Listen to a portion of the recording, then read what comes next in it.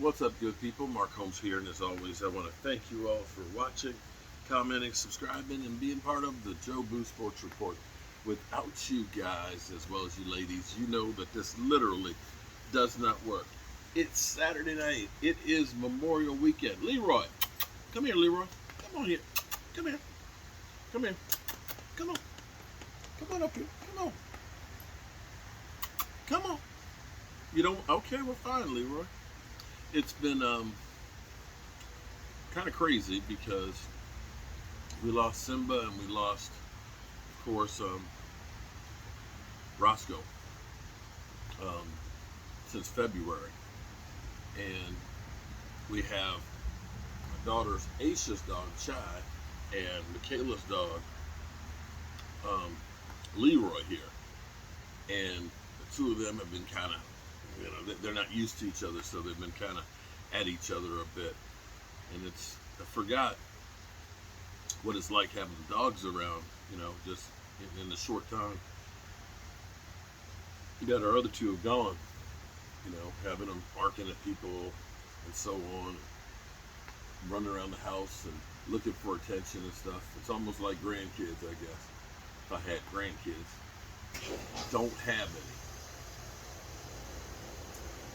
But it reminds you how quickly everything changes, and how you got to enjoy the moments. As I sit here and think about the season, I am so amped up.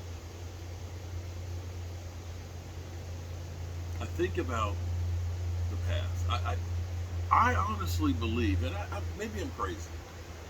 Maybe I'm truly the homer that is always believing in the team when they don't deserve for me to believe in them.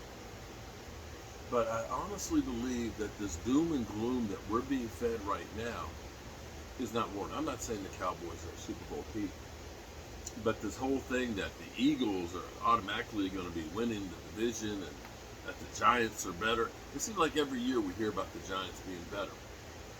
Since 2016, I'm still waiting. 2016. I think the Giants have lost more games than anybody since 2016. This whole thing about, the revisionist history of Jalen Hurts all of a sudden is the greatest thing since sliced bread. And I've been thinking about this whole thing. It annoys me.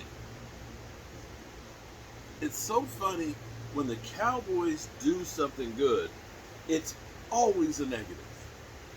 Always.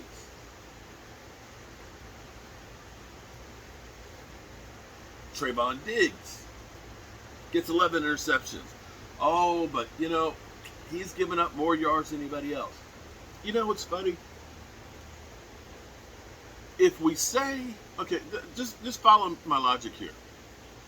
If we say that Dak Prescott got a lot of points in garbage time.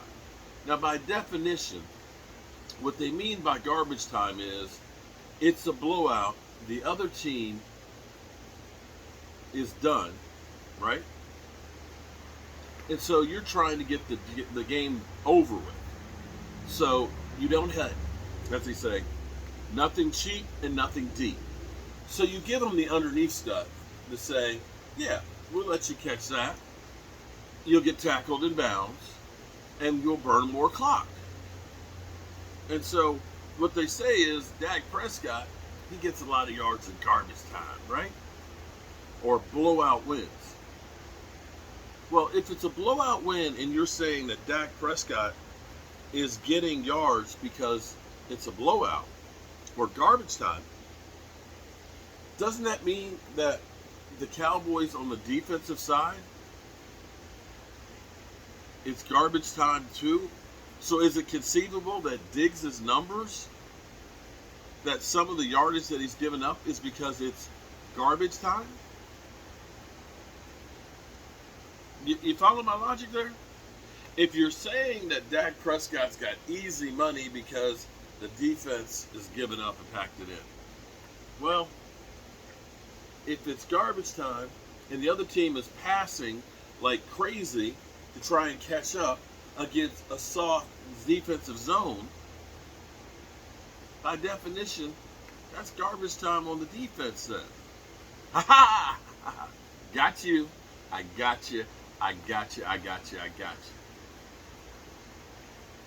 So when the Cowboys blow out the Eagles 42-21, and in the second half, they're basically playing those soft zones, and, Hurts ends up getting 320 yards passing. Isn't that garbage time yards? So that counts against them. And how funny is it? This is where it's really funny. The year before, you could look and say, yeah, the Cowboys fell so far behind and they're playing catch up, so they got a lot of yards in garbage time trying to catch up against the soft zones. And I may not agree with that, but okay. To me, if the game is still in doubt, if you can get it within one score in the fourth quarter, then it's not garbage time. But be that as it may, I'll give you that last year. But I hate to say it, the Cowboys won 12 games. They lost 5. And every one of those games were in doubt. They were still close in them. They weren't blown out and the other team is just coasting to an easy victory playing soft zones. They're still worried about the Cowboys because, just like if you watched Fatal Attraction, you think she's in the bathtub dead, and you're like, oh, okay. Whew. Glad that's over with. And here comes the knife. That was the Cowboys in all those games. If you looked at, where the Browns scored, 49 points?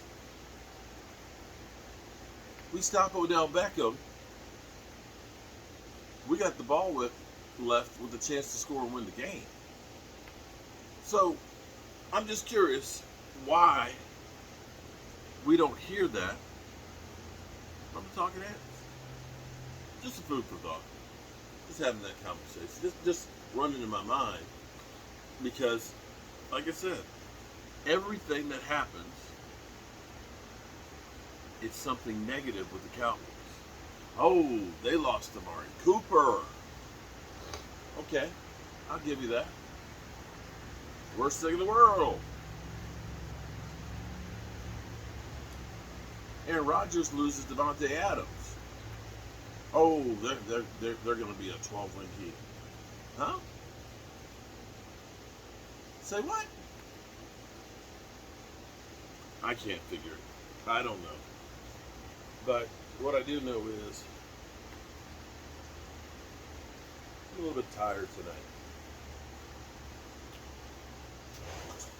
I think I am going to finish this video off, turn off the lights, go in here, take a nice hot shower, and crawl up under the covers. My back is kind of giving me a bit of a fit tonight.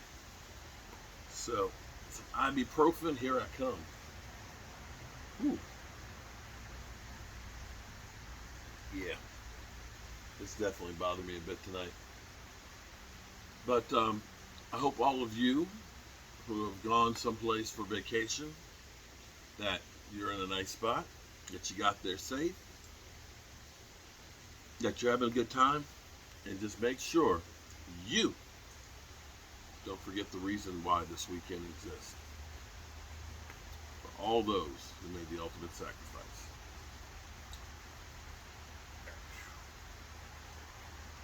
That's all I got for you tonight. We're in that dead zone. And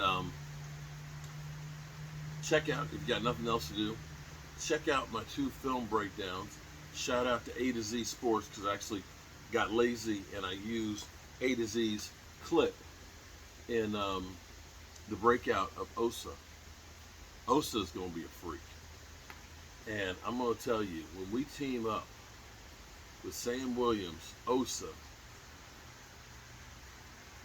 and Neville Gallimore, that is by definition what Dan Quinn means by fast and physical.